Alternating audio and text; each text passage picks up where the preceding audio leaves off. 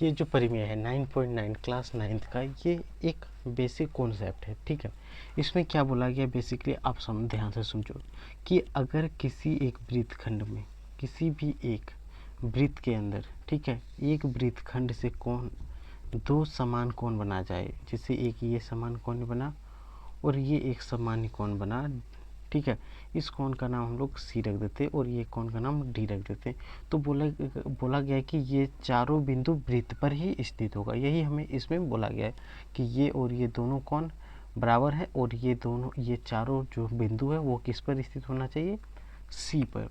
तो इसे हमें सिद्ध करना है, ठीक है। तो हम लोग मान लेंगे कि अगर ये बिंदु डी से होकर ना गुजरे, या तो डी से आगे बढ़ जाएगा या तो डी से पीछे हट जाएगा, उस स्थिति में क्या होगा, तो हम लोग डी से एक ऊपर कोण ले लेते कि ये अगर ये जो रेखा है, इस रेखा को अगर हम मिटा के यहाँ से गुजर जाए, एक तो ये स्थिति हो सकता है कि ये डी से गुजर जाए, जबकि यहाँ पे मान लो एक बिंदु है ई से गुजर जाए, या तो हो सकता है कि ये यहाँ से गुजर जाए, यहाँ मान लो एफ, ठीक है, यहाँ से गुजर जाए, तो क्या होगा,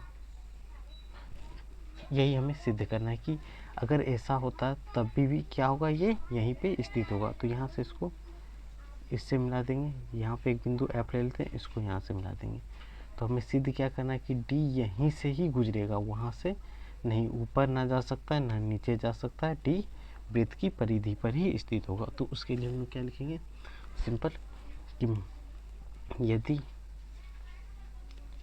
यहाँ लिख देते हैं, वृत्त की जीवा ए बी है, जिसके वृत्तखंड के कोण, जिसमें कोण क्या दिया है, ए सी बी, समान कोण दिया है ए सी बी बराबर A D B, A D B ये बराबर दिया हुआ है। कहते हैं वृत्त की जीवा ए बी है जिसके कोण A C B A D B बराबर है। तो हमें सिद्ध करना है, अगर ये बराबर हो तो सिद्ध करना है कि ए सी बी, सॉरी यहाँ से एक लाइन से ए बी सी डी ले लेते हैं, ए बी सी डी एक ही को मान देते हैं, ए बी सी डी एक वृत्त की ए बी सी डी बिंदु जो है वो वृत्त की परिधि पर स्थित होगी, परिधि पर स्थित हो। अगर ये बराबर है तो वो क्या होगा, परिधि पर ही स्थित होगा, परिधि से इधर उधर नहीं होना चाहिए। तो यहाँ से हम लोग क्या करेंगे, रचना से हम लोग दो स्थिति उत्पन्न कर दिए, ये कर देते हैं। स्थिति 1 में क्या लिखें, यदि डी के बजाय वह ऊपर आगे बढ़ जाए, क्या हो जाए, आगे बढ़ जाए, यानी ई या एफ पर स्थित हो। दो जगह स्थित हो सकता है, या तो सर्कल ऊपर जा सकता है या तो नीचे जा सकता है, ये लाइन या तो ऊपर आएगा या तो नीचे आएगा, ऐसा यही दो चीज़ हो सकता है, स्थित है। ई और एफ के बजाय ई और एफ पर स्थित है, ऐसे हम लोग दिखा दिए। तो यहाँ से प्रमाण क्या लिखेंगे, प्रथम स्थिति, स्थिति 1 में, चलो इधर स्थिति 1 लिख देते हैं। स्थिति 1 में ई से गुजरे, क्या लिखेंगे, अगर वृत्त बिंदु ई से गुजरे, बिंदु देखो यहाँ पूरा लिख देते हैं, यदि वृत्त बिंदु किससे गुजरे, ए सी ई बी में, ए सी ई बी से गुजरता है, इस स्थिति में क्या होगा, इसलिए ए सी बी, कौन, ए सी बी बराबर किसका हो जाएगा, ए ई बी का बराबर होगा, ए ई बी का, क्योंकि वृत्तखंड का कोण बराबर होता है, वृत्तखंड का कोण बराबर होता है, ये लिख सकते हो कि नहीं आप, बराबर होता है, ठीक है, बराबर होता है। इसको समीकरण 1 मान लेते हैं, कोई दिक्कत, क्योंकि ए सी बी बराबर ए, क्योंकि ये ई से गुजरा। यदि स्थिति 2 में अगर देखते हैं,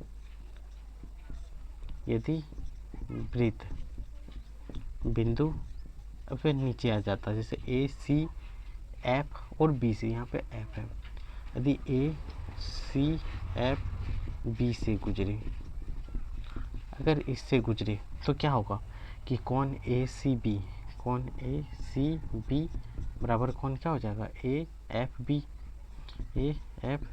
बराबर होगा। इसको समीकरण 2 मान लेते हैं। परिमेय कितना होगा 9.8 से वृत्तखंड के कौन बराबर होते हैं उसी से।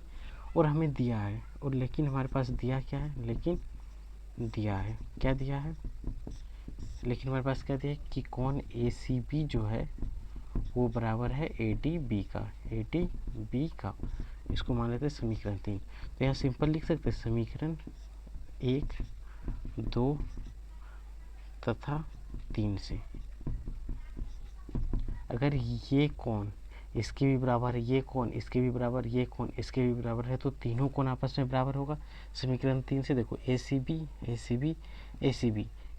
बराबर ये, ए सी बी बराबर ये, ए सी बी बराबर ये, तो आपस में ये तीनों कोण क्या होगा बराबर होगा।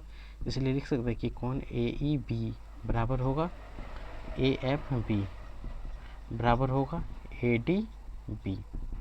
ये तीनों आपस में बराबर होगा। ये तभी बराबर हो सकता है जब ई एफ डी एक ही बिंदु पर स्थित हो, यह तभी संभव है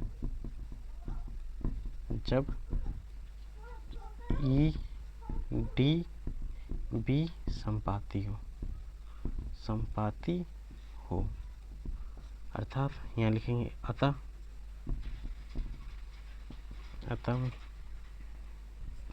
क्या लिखेंगे कि ए बी सी डी एक वृत्त की परिधि पर